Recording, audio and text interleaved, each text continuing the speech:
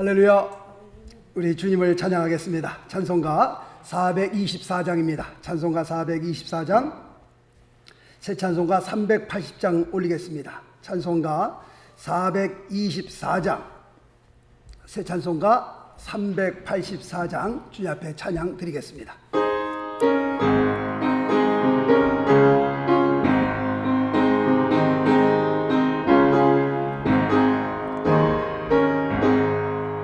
나의 생명 되신 주님 앞에 나아갑니다. 주의 흘린 보혈로 정케하사 받아주소서. 날마다 주를 찬송하겠네. 주의 사랑의 줄로 나를 굳게 잡아 매소서. 괴로운 세상 지날 때 나를 인도하여 주소서. 주를 믿고 나가며 나의 길을 잃지 않겠네. 날마다 주를 찬송하겠네. 주의 사랑의 줄로 나를 굳게 잡아 매소. 다같이 일어나시겠습니다. 세상 살아갈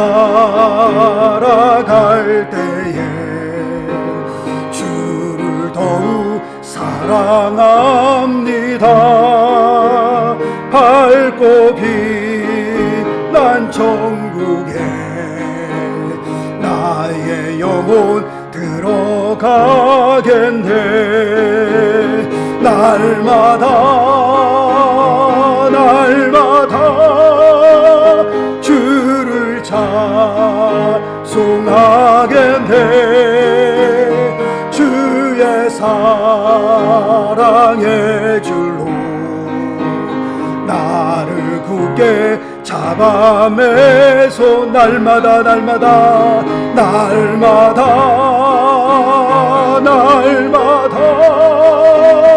주를 찬송하겠네. 주의 사랑의 줄로 나를 굳게 잡아 매소. 다시 한번 날마다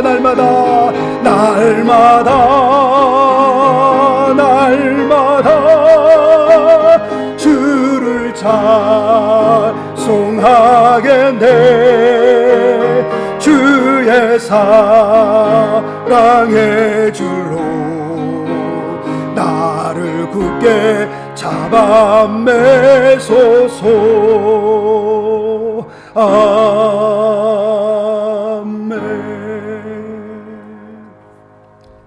다같이 시간에 머리 숙여 주님 앞에 묵도 드리겠습니다.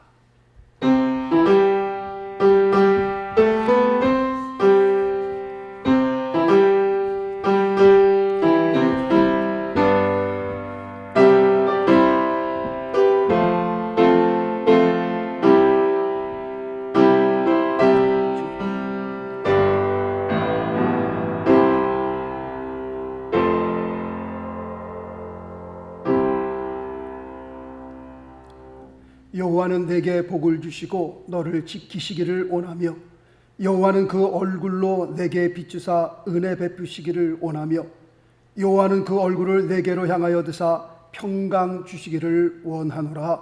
아멘. 살아계신 하나님 아버지, 감사합니다. 2021년 새해를 우리가 맞이하면서 우리의 마음에 큰 결심과 함께 주님께서 아버지 하나님 예비하신 놀라운 축복과 은혜를 소망할 수 있도록 우리의 심령을 붙들어 주옵소서. 오늘도 거룩하고 복된 주일 저희들을 불러주셨습니다. 주님 앞에 예배 드릴 때에 신령과 진정으로 드려지는 예배가 되게 하시고 우리의 마음과 뜻과 정성을 다하여 주님 앞에 드려지는 귀한 복된 예배가 되어줄 수 있도록 하나님 축복하여 주옵소서. 오늘도 거저왔다 거저가는 시간 되지 말게 하여 주옵시고 아버지 시간만 때우다 가는 그런 예배가 되지 말게 하여 주옵시고 주님을 만나며 우리의 마음에 아버지의 감격과 기쁨이 넘치게 하시고 다시 한번 우리의 마음속에 큰 소망과 함께 우리의 사명을 되찾는 놀라운 역사의 시간이 되게 도와주옵소서. 말씀과 기도와 찬양을 통해서 성령 충만한 시간으로 인도하여 주옵시고 은혜 충만한 시간으로 인도하여 주셔서 우리의 삶이 변화되게 하시고 우리의 가정이 우리의 교회가 변화되는 놀라운 역사가 있게 하여 주옵소서. 주님을 의지합니다. 주님을 바라봅니다. 하나님께서 함께하여 주심을 감사합니다. 이 예배 가운데에 주님께서 좌정하여 주시옵시고 우리의 예배를 주님 기뻐 받아 주옵소서. 모든 영광 모든 존귀 주 앞에 올릴 때에 살아계신 우리 주 예수 그리스도 이름으로 기도드리옵나이다. 아멘. 사도신경으로 우리의 신앙 고백 올립니다. 전능하사 천지를 만드신 하나님 아버지를 내가 믿사오며 그 외아들 우리 주 예수 그리스도를 믿사오니 이는 성령으로 잉태하사 동정녀 마리아에게 나시고 본디오 빌라도에게 고난을 받으사 십자가에 못 박혀 죽으시고 장사한 지 사흘 만에 죽은 자 가운데서 다시 살아나시며 하늘에 오르사 전능하신 하나님 우편에 앉아 계시다가 저리로서 산자와 죽은 자를 심판하라 오시리라. 거룩한 공회와 성도가 서로 교통하는 것과 죄를 사하여 주시는 것과 몸이 다시 사는 것과 영원히 사는 것을 믿사옵나이다. 아멘. 착석해 주시고요. 찬송가 204장, 새 찬송가 288장 드리겠습니다.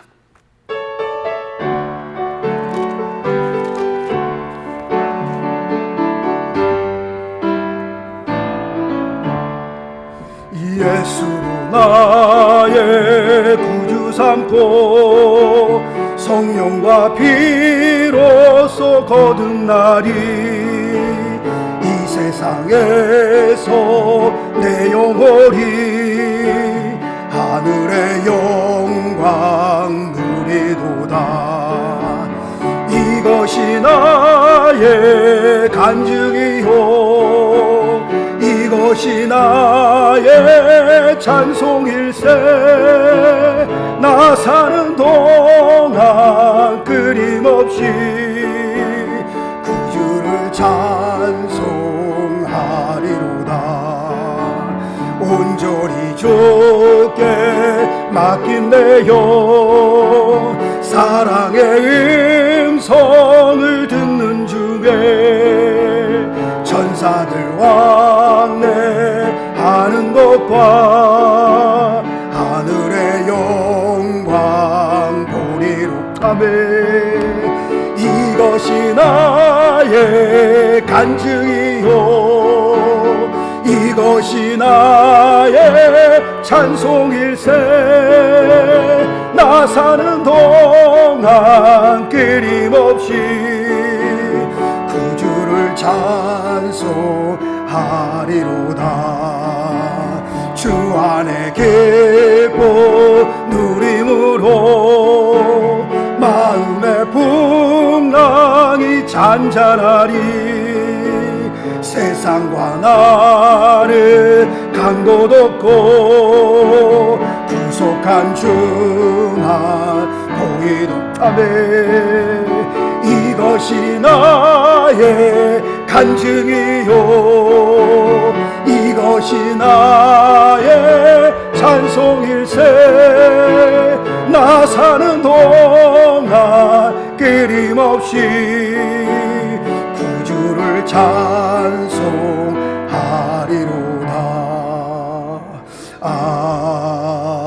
아멘. 네, 기도하겠습니다. 사랑의 하나님, 죄와 허물로 소망없이 살아오던 저희를 구원해 주신 하나님께 찬양과 영광과 감사를 돌립니다. 날마다 저희를 소망의 길로 인도해 주시기 위하여 오늘도 하늘 보좌 우편에서 쉬지 않고 기도하시는 주님의 크신 사랑을 생각할 때 뜻을 정하여 바르게 살지 못한 지난날이 너무나 뻔뻔하다는 고백을 하지 않을 수 없습니다. 그러나 하나님이 구하시는 제사는 상한 심령이라는 것을 생각할 때 여전히 저희의 본질은 저희들 몸속에서 꿈틀거리고 있지만 다시 용서하여 주시옵소서. 주님 앞에 나왔습니다. 오늘도 주님의 그 오미하신 앞에 한날 돌멩이처럼 부르며 있는 저희들에게 자비를 베풀어 주옵소서.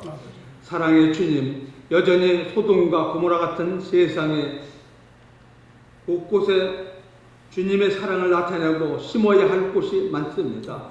저희들이 주님의 사랑 베풀기에 인색함이 없도록 강팍한 마음을 녹여주시고 주님의 사랑을 온전히 실천할 수 있는 저희의 사랑의 도구가 되게 하여 주옵소서.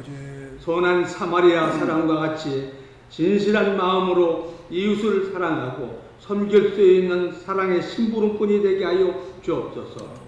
긍휼이 풍성하신 주님, 저희의 믿음이 연약하여 주님의 도우심을 바라는 간구를 드리지 않을 수 없습니다. 일어나 빛을 바라는 인생으로 살 수 있도록 힘주시고 능력 주시기를 원합니다. 고통 가운데 깊이 빠질지라도 십자가를 생각하는 믿음을 주옵소서. 절망에 엄습할지라도 새로운 심령으로 거듭나게 하시는 주님의 능력을 의지할 수 있게 하옵소서. 오늘도 예배를 인도하시는 목사님을 성령의 강하신 능력으로 붙들어 주시고 부족한 저희들에게 예배 순서마다 동참할 때 저희 가운데 성령님이 운행하고 계심을 경험하는 시간이 되게 하옵소서. 예배의 시종을 의탁하오며 예수 그리스도의 이름으로 기도드렸습니다. 아멘. 아멘. 할렐루야. 할렐루야. 주님 감사 절성합니다. 아멘. 아멘. 주님 감사합니다. 하나님은 은혜를 베풀어 주신 것 감사합니다. 아버지 하나님 감사합니다. 주께서 아멘. 오늘 하나님의 말씀 사도행전 1장 1절로 5절까지의 말씀이 되겠습니다. 사도행전 1장 1절로 5절은 신약 187페이지에 있습니다. 사도행전 1장 1절로 5절 신약 187페이지 찾으신 줄 알고 하나님의 말씀 봉독해 올리겠습니다. 데오빌로여, 내가 먼저 쓴 글에는 무릇 예수의 행하시며 가르치시기를 시작하신부터 그의 택하신 사도들에게 성령으로 명하시고 승천하신 날까지의 일을 기록하였노라. 해 받으신 후에 또한 저희에게 확실한 많은 증거로 친히 사심을 나타내사 40일 동안 저희에게 보이시며 하나님 나라의 일을 말씀하시니라. 사도와 같이 모이사 저희에게 분부하여 가라사대 예루살렘을 떠나지 말고 내게 들은 바 아버지의 약속하신 것을 기다리라. 요한은 물로 세례를 베풀었으나 너희는 몇 날이 못되어 성령으로 세례를 받으리라 하셨느니라. 아멘. 자, 우리 또 찬양 드리고 하나님 말씀 나누기를 원합니다. 우리 찬송가 208장 1절, 4절, 5절 드리고 난 다음에 하나님 말씀 같이 나누도록 하겠습니다.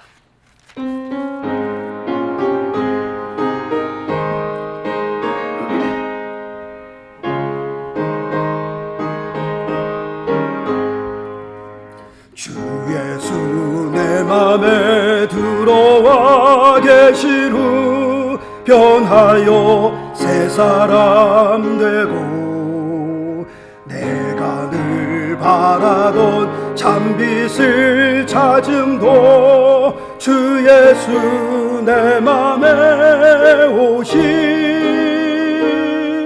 주 예수 내 맘에 오시 주 예수 내 맘에 오시 물밀듯 내 맘에 기쁨이 넘치는 주 예수 내 맘에 오시 사망의 음침한 골짜기 가다가 밝은 빛 오려니 보고 저 멀리 하늘은 환하게 보임도 주 예수 내 맘에 오시 주 예수 내 맘에 오시 주 예수 내 맘에 오시 물밀듯 내 맘에 기쁨이 넘치는 주 예수 내 맘에 오시 나 이제 천성에 올라가 살기를 주 예수 내 맘에 오시 천성을 향하여 내가 곧 가리리 그 기쁨 비길 데 없네 주 예수 내 맘에 오시 주 예수 내 맘에 오시 물밀듯 내 맘에 기쁨이 넘치는 주 예수 내 맘에 오시 할렐루야 할렐루야 아멘.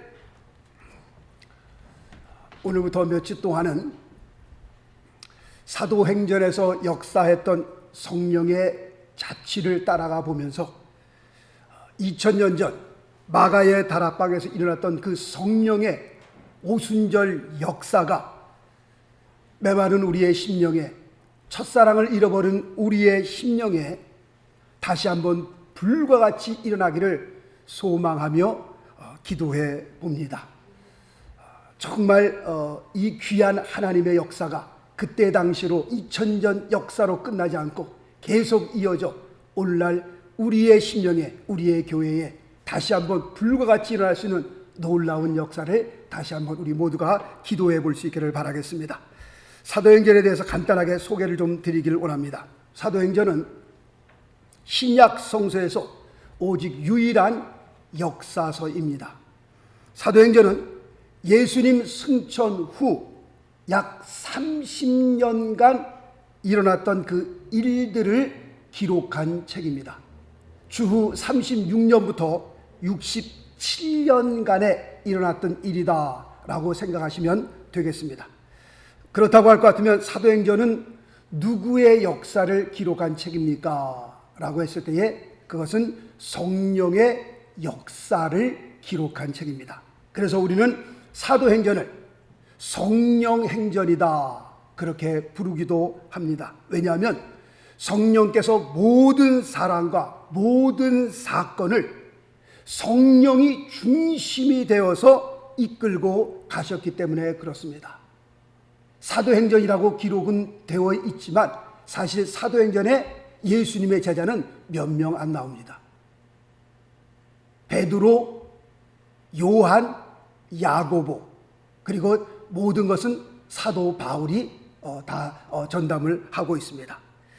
신약에서 유일하게 역사를 담고 있는 이 사도행전은 복음서와 서신서를 연결하는 아주 중요한 다리 역할을 하고 있습니다. 복음서와 서신서를 이해하는 데 있어서 사도행전은 필수적입니다. 절대로 없어서는 안 될 그런 책입니다. 자, 질문 하나 하겠습니다. 사도행전은 누가 기록했을까요? 사도행전은 누가 기록했어요? 누가요? 네, 맞습니다. 누가가 기록했습니다. 그러면 누가라고 하는 사람은 어떤 사람이었습니까? 라고 했을 때 누가라고 하는 사람은 안디옥 지방 출신이었습니다. 사도행전 11장을 읽게 되면 거기에 안디옥 교회가 나오는데 바로 그 지방 출신이었습니다. 그리고 누가라고 하는 사람은 의사였었고요, 역사가였었고요, 사도 바울의 제자였었고 그의 동역자였습니다. 자, 이 정도로 말씀을 드리고요. 사도행전 1장 1절 말씀을 보게 되면 처음 시작이 이렇게 시작됩니다. 데오빌로요, 내가 먼저 쓴 글에는 이라고 말씀하고 있습니다. 내가 먼저 쓴 글에는, 이 말씀의 의미는 사도행전 말고 그 전에 누가가 또 기록한 책이 있었다는 겁니다. 그 책이 뭘까요?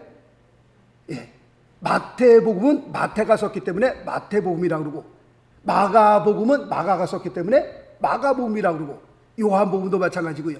그렇다고 할 것 같으면 누가복음은 누가가 썼기 때문에 누가복음이다, 그렇게 책 타이틀이 적혀져 있습니다. 그렇다면 누가는 신약 성서에서 누가복음과 사도행전 두 권을 기록한 사람이 됩니다. 그래서 어떤 사람은 말하기를 누가복음은 상권이고 사도행전은 하권이다, 그렇게 얘기하는 사람도 있습니다. 자, 그 다음에 사도행전의 그 수신자는 누구인지 보겠습니다. 사도행전 1장 1절에 보면 데오빌로요 라고 기록되어 있습니다. 사도행전의 수신자는 데오빌로라고 하는 사람입니다. 사실 이 사람이 누구냐 정확하게 알 수 있는 사람은 아무도 없습니다. 그러나 한 가지 우리가 알 수 있는 것은 그가 정치적으로 굉장히 높은 자리에 있었던 사람이다 라는 것은 우리가 알 수 있습니다. 어디서 알 수 있냐면 누가복음 1장 3절 말씀에 보면 데오빌로 가카요 라고 되어 있습니다. 그 말씀을 보면서 누가복음도 수신자가 데오빌로였었구나. 그러니까 누가는 누가복음과 사도행전을 누구에게 쓴 거예요? 데오빌로를 향하여 기록한 겁니다. 여기서 지금 데오빌로 가카요 라고 되어 있을 때 그 가카라고 하는 단어는요 굉장히 높은 단어입니다. 아무에게나 가카요 라고 말하는 것은 아닙니다. 그런데 누가복음에서는 1장 3절에 데오빌로 가카요 라고 기록되어 있고, 왜 사도행전에서는 그 가카라는 단어가 빠졌을까요? 그것은 우리가 추측해 보기를 누가복음과 사도행전 사이에 그의 삶에 어떤 변화가 일어난 겁니다. 어떤 역사가 일어난 겁니다. 그것은 뭐예요? 그가 예수를 자기의 구주로 영접했다라고 하는 사실입니다. 그러니까 그가 주님을 믿고 난 다음에 하나님의 자녀가 되었어요. 하나님의 자녀가 된 모든 사람들은 뭐예요? 형제요 자매입니다. Brothers and sisters. 그러니까 누가복음에서는 데오빌로 가카요 라고 썼지만 사도행전에서는 데오빌로요 라고 한 것은 이제는 가카라는 단어를 쓸 필요가 없었기 때문에 그렇습니다. 자, 다시 사도행전 1장 1절에 보면 내가 먼저 쓴 글에는, 이것은 누가복음이라고 말씀을 드렸고요. 이 내가 먼저 쓴 글에는 누가복음에는 무엇을 기록했을까요? 간단하게 설명을 하고 있습니다. 예수님의 행하심과 가르치심과 고난과 죽음, 부활, 승천에 대해서 간단하게 기록하고 있습니다. 그러나 이 말씀은 누가복음뿐만 아니라 복음서 전체를 아주 간단하게 요약한 그런 말씀이 되겠습니다. 총 정리해 놓은 겁니다. 그래서 사도행전 1장 1절로 5절까지의 말씀을 보면 복음서 전체를 총정리해 놓은 것 같다라고 말씀을 드릴 수 있습니다. 그리고 사도행전에는 복음서에는 없는 한 가지를 더 추가하는데요. 그것이 1장, 사도행전 1장 9절 말씀부터 한번 좀 보겠습니다. 사도행전 1장 9절 말씀부터 보게 되면 이 말씀을 마치시고 저희 보는 데서 올리워 가시니 구름이 저를 가리워 보이지 않게 하더라. 올라가실 때에 제자들이 자세히 하늘을 쳐다보고 있는데 흰옷 입은 두 사람이 저희 곁에 서서 가로되 갈릴리 사람들아 어찌하여 서서 하늘을 쳐다보느냐. 너희 가운데서 하늘로 올리우신 이 예수는 하늘로 가심을 본 그대로 오시리라 하였느니라. 그러니까 복음서에 기록되어 있지 않는 또 하나가 사도행전에 기록되어 있는데 그것은 예수님의 재림이었습니다. 재림. 요한계시록 22장 20절 말씀에도 이것들을 증거하신 이가 가라사대 내가 진실로 속히 오리라. 할렐루야. 예수님께서 내가 진실로 속히 오리라 라고 말씀하고 있습니다. 그러면 내가 진실로 속히 오리라 라고 하는 예수님의 말씀에 우리는 뭐라고 응답해야 돼요?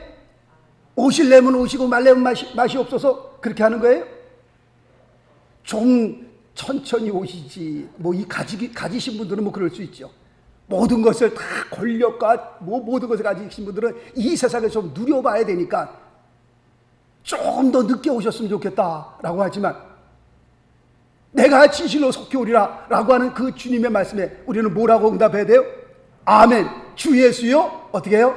오시옵소서. 마라나타. 할렐루야. 정말 우리의 마음속에 그 다시 오실 예수 그리스도, 죽은 자가 살아나고 살아남은 자들이 그 뒤를 이어 공중에서 주를 영접하는 그것이 우리 크리스찬들의 가장 큰 소망이다라고 늘 말씀을 드립니다. 만약에 이게 없다면요, 우리가 예수 믿을 필요가 없는 겁니다. 왜 이 추운 시간에, 이 이른 시간에 와서 무슨 뭐 먹을 게 있다고 여기에.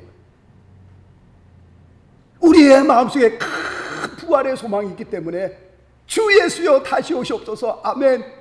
그것이 있기 때문에 우리가 이 세상 살면서 조금 힘든 일이 있어도, 억울한 일을 당해도 우리가 낙심하지 않고 우리의 믿음을, 우리의 신앙을 놓지 못하는 것은 다시 오실 예수 그리스도를 바라보기 때문에 그런 줄 믿습니다. 할렐루야. 아멘. 자, 이제 본문 말씀의 주제로 들어갑니다. 오늘 말씀의 제목이 뭐죠? 물세례와 성령 세례입니다. 자, 이 물세례와 성령 세례는요, 잘 들어주시기 바랍니다. 두 가지 완전히 다른 사건임을 분명하게 말씀드립니다. 무슨 말이냐면, 물세례는 물세례고 성령 세례는 성령 세례입니다. 물세례가 성령 세례고 성령 세례가 물세례, 그것은 아니다라는 것을 말씀을 드립니다. 물세례와 성령 세례는 똑같은 것 아닙니까? 아닙니다. 물세례는 물세례고 성령 세례는 성령 세례입니다. 이 두 가지 세례, 물세례와 성령 세례는 우리의 삶에서 반드시 체험해야 할 아주 굉장히 중요한 사건들입니다. 제가 먼저 물세례에 대해서 잠깐 말씀을 드리려고 합니다. 자, 물세례는요, 무엇과 연관을 갖고 있는 거니까 구원과 연관을 가지고 있습니다. 구원이라고 하는 것은 내가 예수를 믿으면 하나님께서 거저 주시는 은혜의 선물입니다. 믿습니까? 예, 아멘이시죠? 예수 믿기만 하면 우리에게 주시는 겁니다. 로마서 10장 13절, 누구든지 주의 이름을 부르는 자는 무엇을 얻으리라? 구원을 얻으리라. 주의 이름을 부른다는 그 말씀의 의미는 내가 예수님을 믿는다는 의미가 거기에 있습니다. 요한복음 3장 16절도 마찬가지입니다. 하나님이 세상을 이처럼 사랑하사 독생자를 주셨으니 이는 저를 어떻게 해요? 믿는 자마다 라고 되어 있습니다. 멸망치 않고 영생을 얻게 하려 하심이니라. 독생자 예수 그리스도를 믿으면 누구든지 멸망치 않고 영생을, 다시 말씀드리면 구원을 받는다라고 말씀을 하고 있습니다.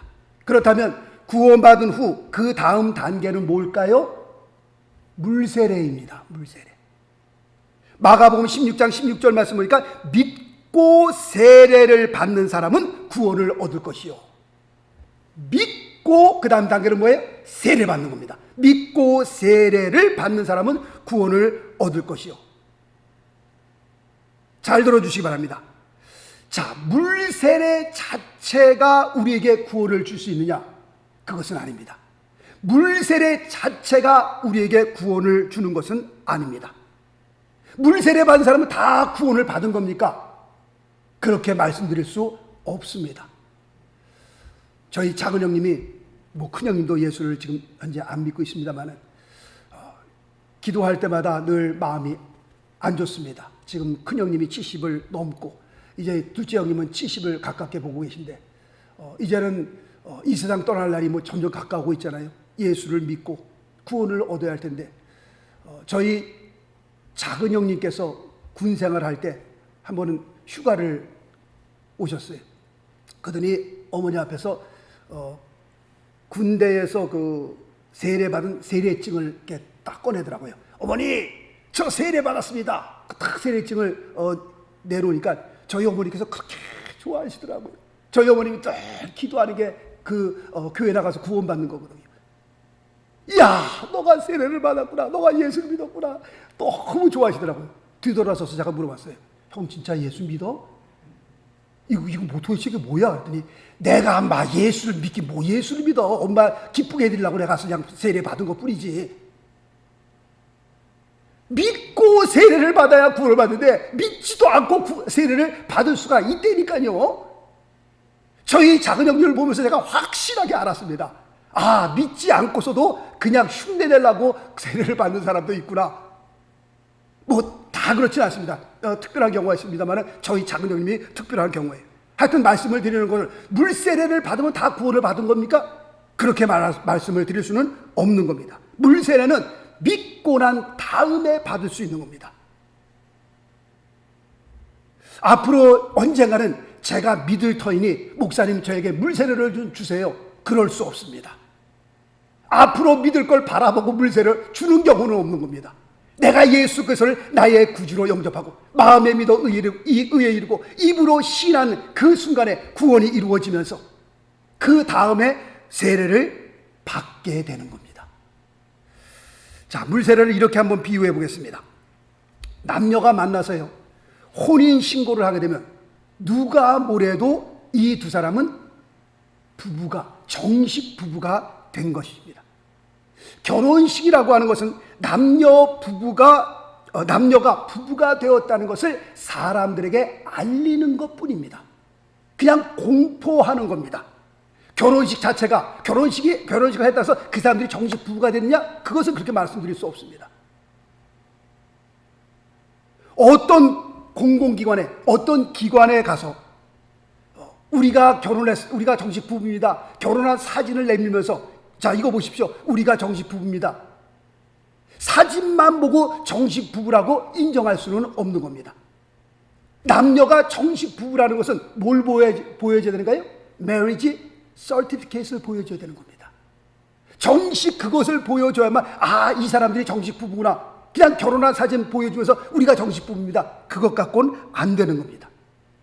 물세례가 바로 이렇습니다. 물세례는 내가 크리스찬이 되었음을 세상에 알리는 것입니다. 공포하는 겁니다. 물세례의 의미가 거기 있습니다. 내가 이제는 예수 그리스도를 믿고 내가 하나님의 자녀가 되었습니다. 나는 구원을 받았습니다. 그래서 세례 받을 때는요 정말 예수 믿지 않는 친구들을 세상 사람들을 다 초청하는 거예요. 그들 앞에서 내가 하나님의 자녀가 되었음을 공포하는 것과 마찬가지다 라고 하는 겁니다.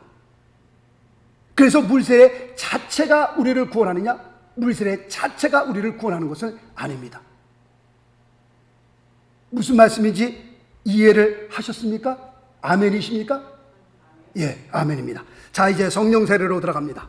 자, 읽어드린 사도행전 1장 5절 말씀을 한번 보겠습니다. 사도행전 1장 5절 말씀 보면 요한은 물로 세례를 베풀었으나 너희는 몇 날이 못되어 성령으로 세례를 받으리라 하셨느니라. 성령 세례에 대해서 여기서 지금 말씀하고 있습니다. 이 성령 세례에 대해서는요 세례 요한도 한번 언급을 했는데요, 제가 한번 읽어드립니다.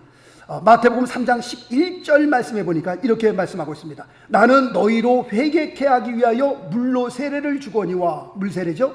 내 뒤에 오시는 이는 나보다 능력이 많으시니, 우리 주 예수 그리스도를 가르쳐 말씀하고 있습니다.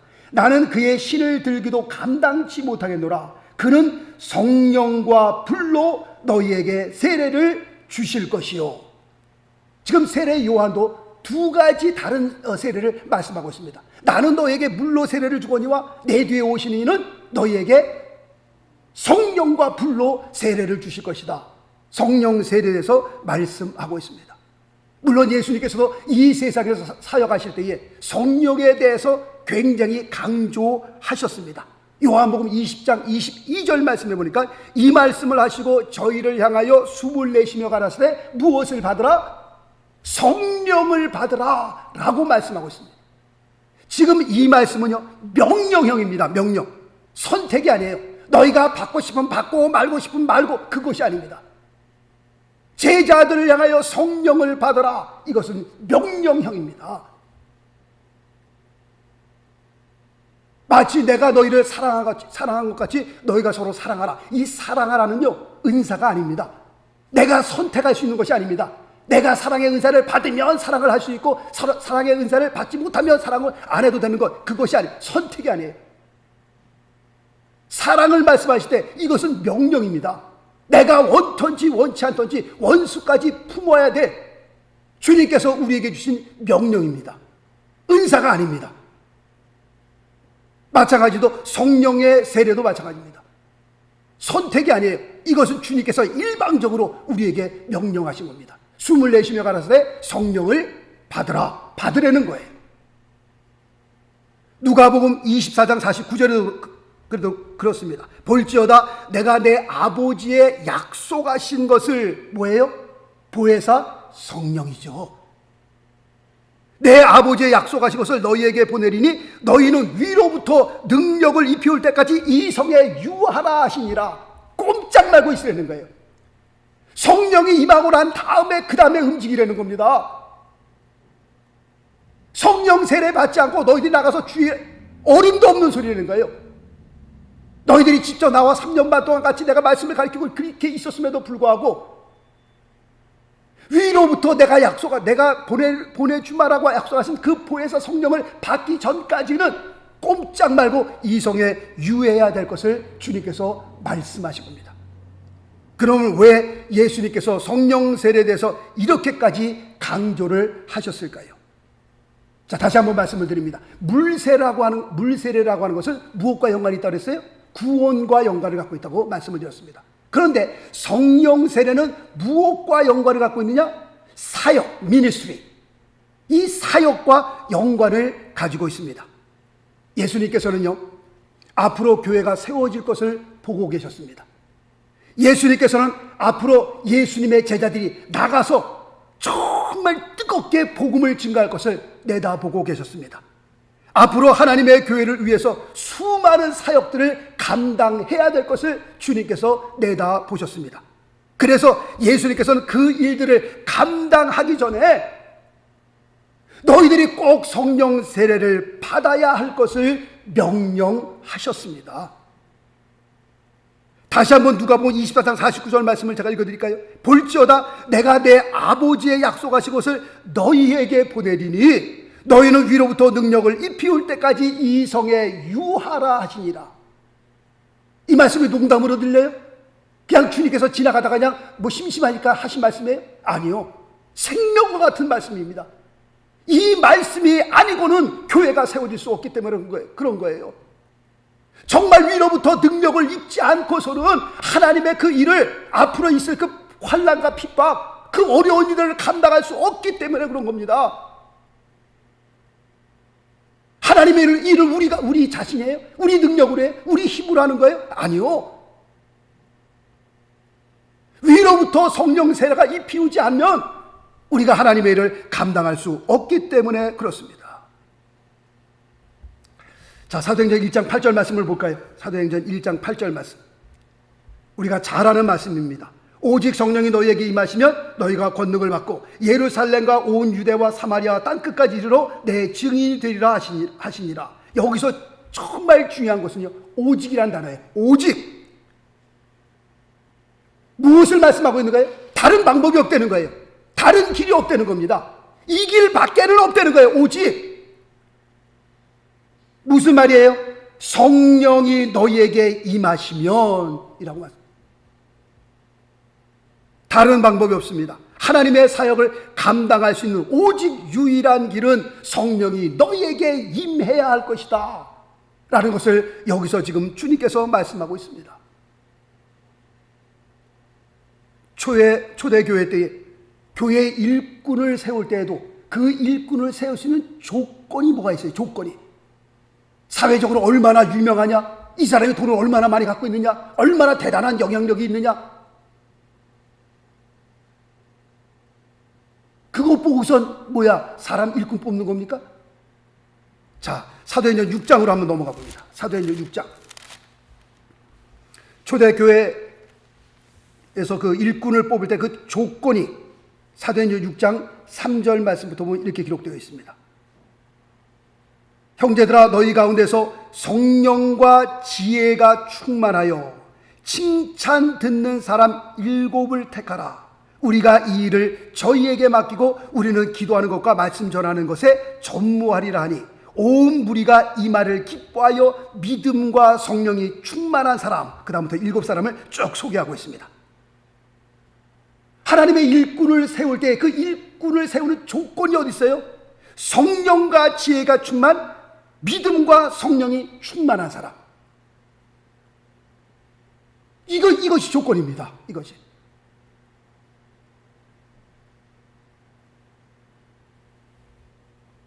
하나님께서는 하나님의 일을 하실 때에 누구를 원하시느냐?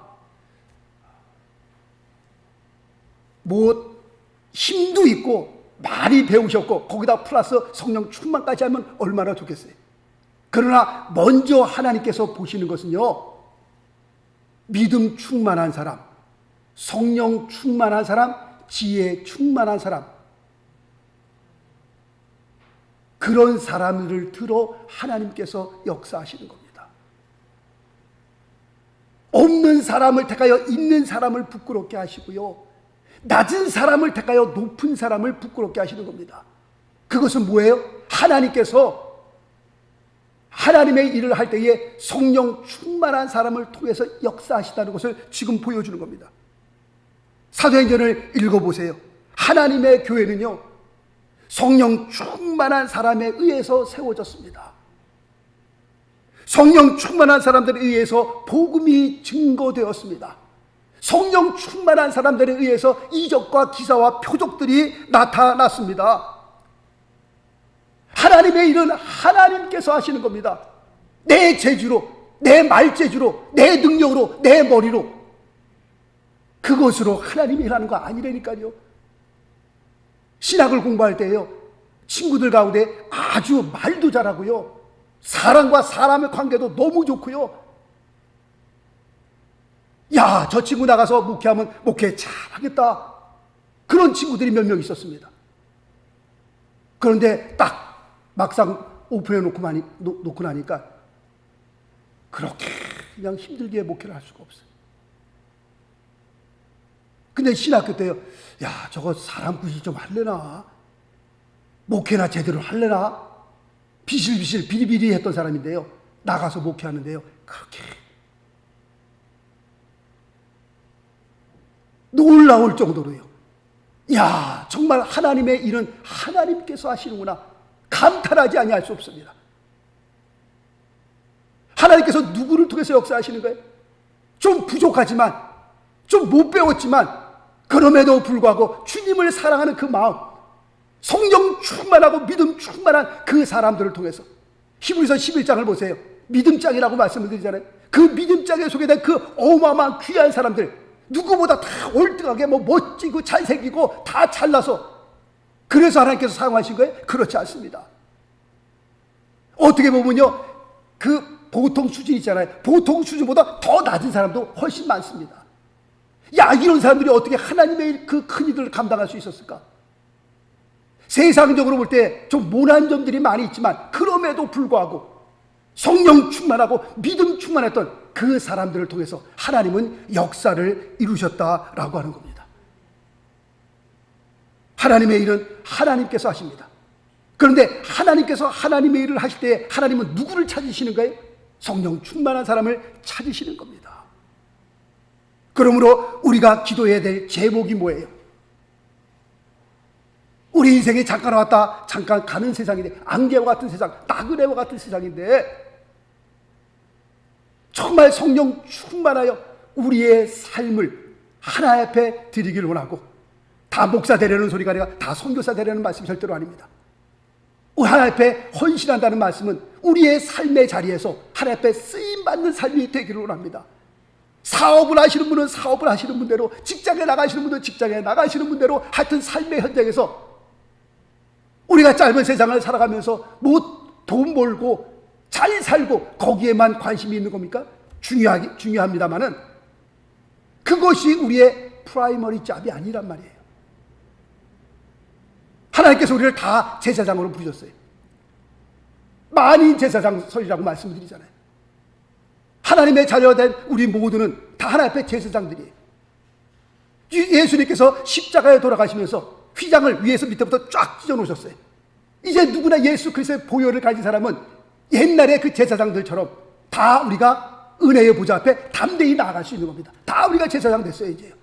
다시 말씀드리면 하나님께서는 풀타임으로 부르신 겁니다, 그냥. 그러나 우리 성도님들은 다 삶의 현장에서 풀타임으로 하나님의 일을 할 수 있는 사람들입니다. 그런데 하나님의 사명을 감당하려면 무엇으로? 성령으로 충만하지 않으면 그 사명이 보이질 않는 겁니다. 그 사명을 감당할 수 있는 힘이 없는 겁니다.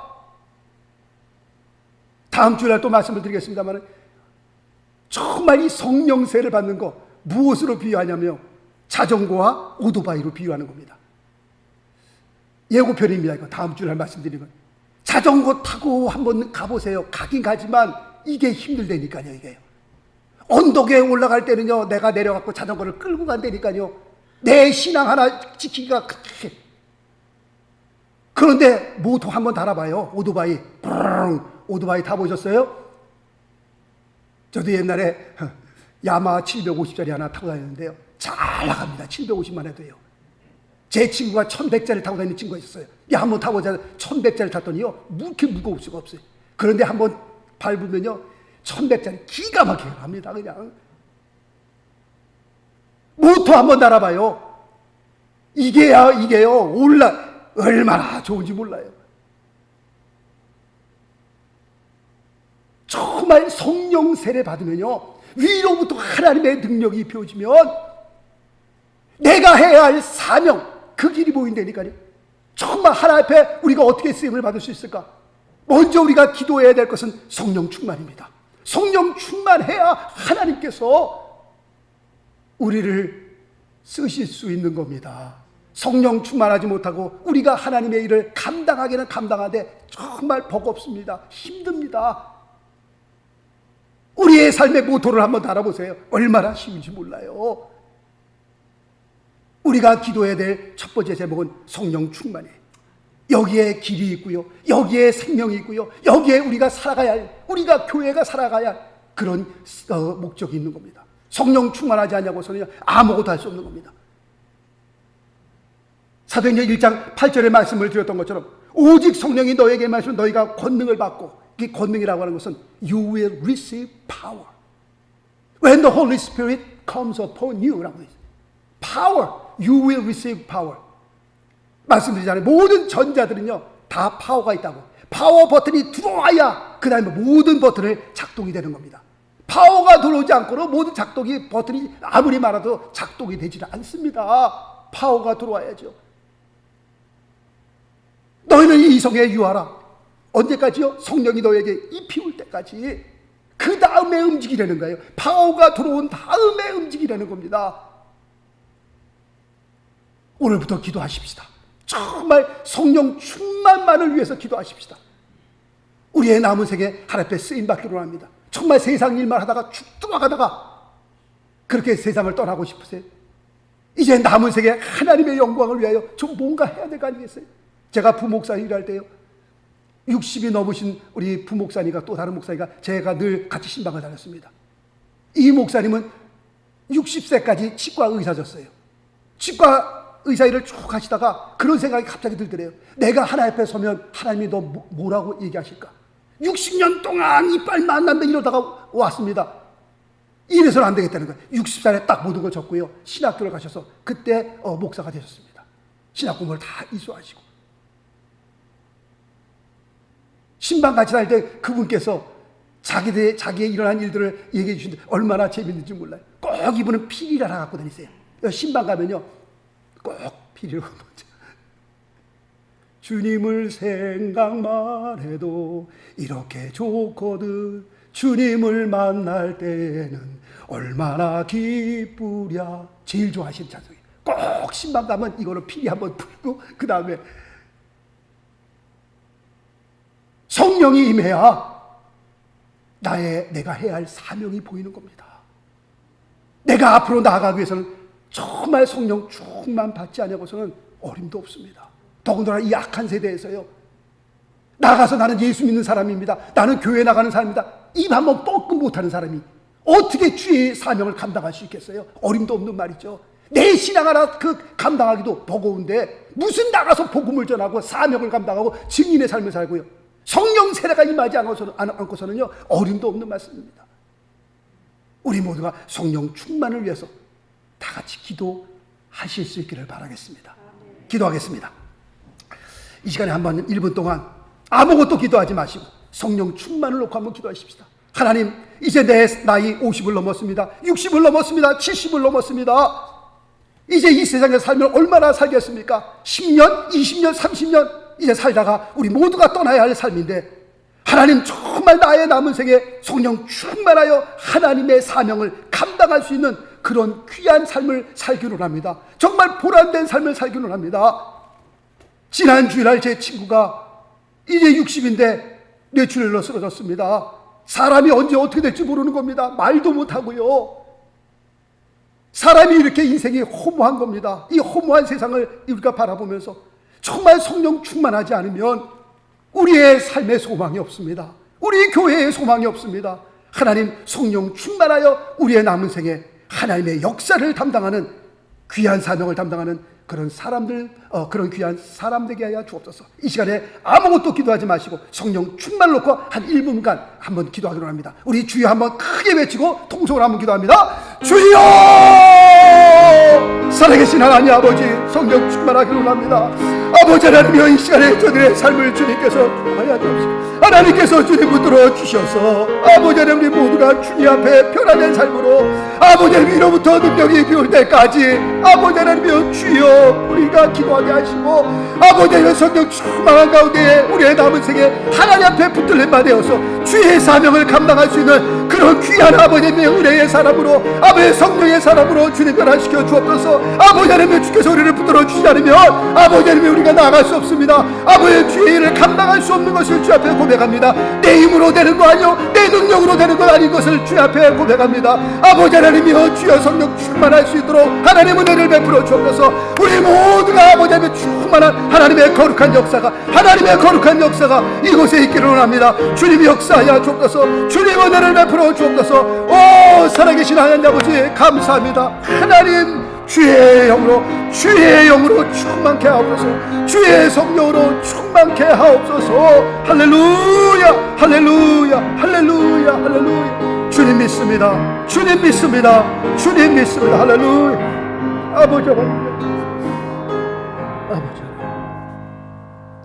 살아계신 하나님 아버지, 정말 주님 오시기 힘이 가까운 이때에 아버지 깨어 경성하게 도와 주옵소서. 아버지 성령으로 충만하게 원합니다. 아버지 우리에게 주신 귀한 사명, 아버지 우리가 알고 깨닫고 아버지 그 귀한 사명 감당하기를 원합니다. 하나님께서 성령 충만으로 아버지 인도하여 주옵소서. 내 힘으로 내 재주로 되는 것 아닌 것을 고백합니다. 여호와의 신이 아니면 아버지 우리가 아무것도 할 수 없는 것을 고백합니다. 주께서 아버지 우리 귀한 성도님들 한 분 한 분 위에 성령으로 충만케 하시고 우리의 남은 세계 주의 사명을 감당할 수 있는 거룩한 삶으로 아버지의 사명감 있는 삶으로 세워줄 수 있도록 우리 모두에게 은총 베풀어 주옵소서. 엠마오로 갔던 두 제자가 주의 말씀을 통하여 다시 한번 마음속에 큰 불이 일어났던 것처럼 아버지 하나님, 저희들에게 성령 충만을 통하여 다시 한번 첫사랑을 회복하게 하시고 다시 한번 믿음으로 세워주셔서 옛날 그렇게 주님을 섬겼던 그 모습을 다시 한번 회복할 수 있는 놀라운 역사가 있게 도와 주옵소서. 우리의 삶을 통하여 복음이 증거되게 하시고 귀한 영혼들이 주 앞으로 돌아오는 놀라운 역사들이 있게 하여 주옵소서. 하나님 앞에 모든 감사를 올려오며 우리 주 예수 그리스도 이름으로 기도드리옵나이다. 아멘. 아멘. 할렐루야. 아멘. 교회 앞에 광고 말씀 있습니다. 우리 새해에는 정말 결심하시고 성령 충만하기를 원합니다. 우리 사도행전을 1장 매장마다 쭉 하는 건 아니지만 중요한 성령의 역사들만 우리가 같이 몇 번 나누게 되겠는데요. 여러분들 몇 번 이 사도행전을 나누는 가운데에 정말 성령 충만하여 우리의 남은 생에 하나님 앞에 큰 영광을 돌릴 수 있는 귀한 성령의 사람 될 수 있게 되시기를 예수 그리스도 이름으로 축원합니다. 아멘. 할렐루야. 자, 1불 선교 1불 구제 헌금, 매주일마다 드리는 귀한 헌금, 여러분들 작은 돈이지만 모여지면 큰 일을 이룹니다. 선교와 그 다음에 구제하는 일에 쓰여지게 됩니다. 여러분들 꼭 동참해 주시면 감사하겠고요. 성경 통독 올 한 해는 기필코 창세기부터 요한계시록 평생을 예수를 믿어도 한 번도 통독 안 해보신 분들 한번 이번 기회에 한번 도전해 볼 수 있기를 바라겠습니다. 새벽 예배는 화요일부터 금요일까지 있고요. 정말 광고 드린 대로 새해에는 코로나로 좀 다들 두렵고 무서워하지만 그래도 믿음을 가지고 교회에 좀 다들 나왔으면 좋겠다라는 생각을 합니다. 그런 기도를 하고 있습니다. 우리 좀 움츠려 계신 분들 다 믿음을 가지고 좀 기도하는 심령으로 좀 교회를 나오시길 바라겠습니다. 같이 모여서 기도하십시다. 우리 같이 힘을 좀 얻기를 원합니다. 어떤 신학자가 이런 얘기를 했어요. 코로나가 다 끝나도 아마 30% 정도는 교회로 다시 컴백하지 않을 것이다. 그런 얘기를 했어요. 왜냐하면 지금 3월 달부터 쭉 동영상으로 예배드리면서 동영상으로 예배드리는 게 너무 편한 거예요. 너무 좋은 거예요. 여기에 익숙해지다 보니까는 내가 꼭 교회를 나가야 되나? 그런 마음과 함께 코로나가 사라져도 아마 30% 정도가 쉽게 교회로 다시 돌아오지 아니할 것이다 라는 그런 얘기를 하고 있습니다. 그걸 들으면서 내 마음에 충격을 받았어요. 하나님께서는 하나님의 교회를 통해서 역사하시는데, 교회를 통해서 선교일을 하시고 교회를 통해서 모든 일을 하시는데, 하나님의 백성들이 교회에 모이지 않는다면 이거 큰일 났구나, 그런 생각이 딱 들더라고요. 그래서 새벽마다 기도하는 것이 하나님의 백성들을 불러주시옵소서. 코로나로 인해서 우리가 나가서 지금 전도는 못하지만 그래도 우리가 아는 사람을 통해서 우리의 삶을 통해서 전도하셔야 합니다. 때를 어떤지 못 어떤지 우리가 입을 열어 교회 나갑시다. 예수 믿으십시다. 우리가 전도하셔야 할 것입니다. 할렐루야. 정말 어두운 세대, 지금 이 코로나가 지금 또 변형되잖아요. 또 영국, 그다음에 또 지금 뭐 미국에서도 5개 중에서 코로나가 변형된 변이 바이러스가 걸린 사람이 나타났다고 그러잖아요. 이 세상이 지금 어떻게 될지 모릅니다. 말씀을 드린 것처럼 이게 계속 가면요, 안 걸릴 사람 없다니까요. 코로나 바이러스 걸렸는데도 파스티브가 나왔는데도 자기도 모르고 다니면서 막 그런 사람들 많이 있습니다. 이렇게 한 1년만 더 가면요, 뭐 어느 장수가 안 걸리겠어요. 다. 기도하고요, 마음을 강하고 담대하게 하시기를 바라겠습니다. 이것밖에 없는 겁니다. 할렐루야. 자, 2021년 달력 나왔습니다. 가져가셔서 뭐 또 전도를 통해서 쓰시기를 바라겠습니다. 우리 다른 광고 없으면 우리 다 같이 일어나셔서 210장 찬양 드리고 축도로 예배를 마치겠습니다.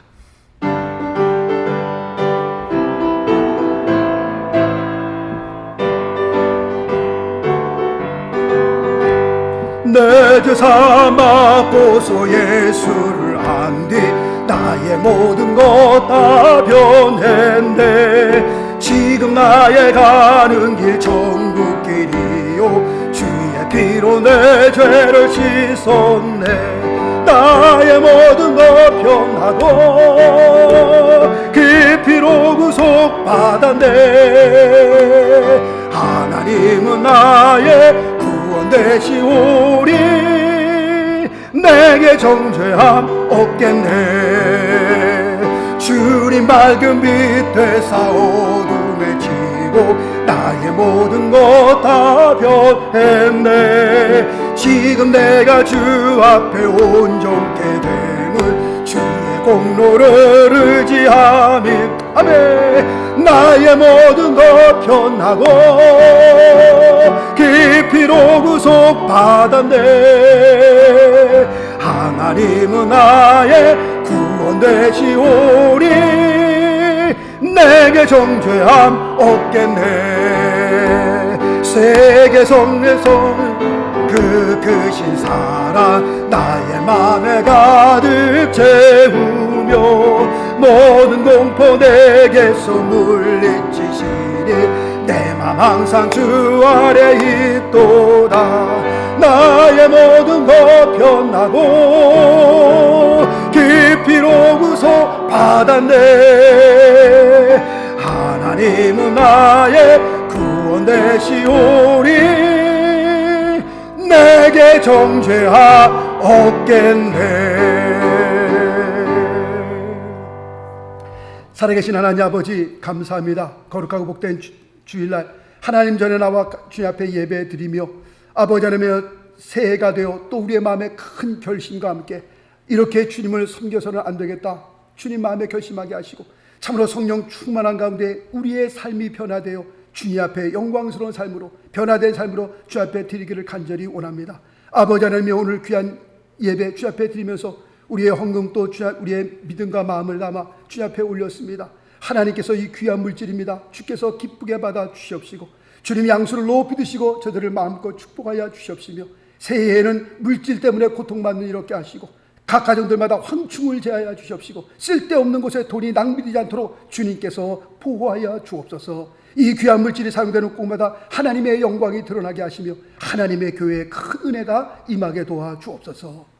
이제는 우리 주 예수 그리스도의 무한하신 은혜와 하나님의 극진하신 사랑과 성령님의 감화감동 교통 역사하심이 복되고 거룩한 주일날 주님 앞에 우리가 예배하며 하나님 말씀 앞에 우리 모두가 무릎 꿇게 하시고 하나님의 말씀을 우리의 심령에 받아 우리의 남은 생에 성령 충만한 가운데에 우리의 삶을 주님 앞에 헌신하며 사명적인 삶을 살기로 마음에 결심하고 돌아가시는 우리 귀한 성도님들 한 분 한 분 머리 위에와 가정과 자녀들과 하시는 모든 생업들 위에 그리고 늦어진 명성교회 위에 이제로부터 영원토록 함께 계실지어다. 아멘. 아멘.